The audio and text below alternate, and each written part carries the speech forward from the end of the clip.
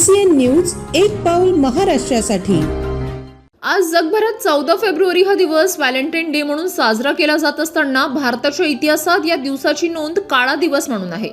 आज पुलवामा अटॅकला 6 वर्ष पूर्ण झाली आहेत। 14 फेब्रुवारी 2019 रोजी भारतीय जवानांवर दहशतवाद्यांनी भ्याड हल्ला केला होता।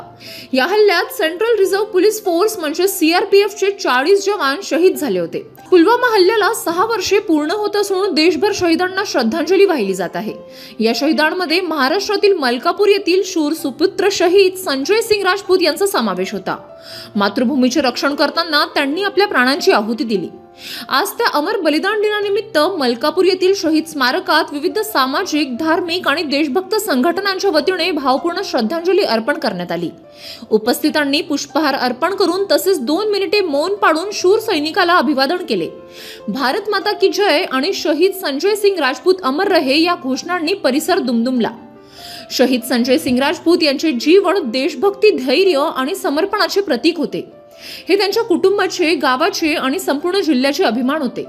त्यांचे बलिदान केवळ मलकापूरसाठीच नव्हे तर संपूर्ण महाराष्ट्र आणि देशासाठी प्रेरणादायी आहे। त्यांच्या कुटुंबियांच्या डोळ्यात आजही अभिमान आणि भावनांचा संगम दिसून येतो। राष्ट्रप्रथम या तत्वानुसार जगणाऱ्या या शूर सुपुत्राच्या स्मृतिप्रीत्यर्थ दरवर्षी श्रद्धांजली कार्यक्रम आयोजित केला जातो, जेणेकरून नव्या पिढीला राष्ट्रसेवेची प्रेरणा मिळेल।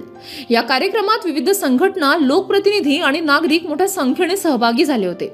वक्त्यांनी सांगितले की शहीदांचे बलिदान कधीही व्यर्थ जाणार नाही आणि राष्ट्र त्यांच्या हुतात्म्याचे कायम ऋणी राहील। नूतन की जो शाखा है उस तरफ से हमारा सभी स्टाफ और आज हम यहाँ पर 14 फरवरी के दिन जो हमारे देश पर आतंकवादी हमला हुआ था उसमें हमारे मलकापुर के रहवासी जो है वो जो शहीद हुए थे उनको यहाँ श्रद्धांजलि अर्पित करने के लिए आज हमारी स्कूल की ओर से हमारी प्रिंसिपल मैडम और हम सब यहाँ पर आकर आज हमारी श्रद्धांजलि अर्पण कर रहे हैं।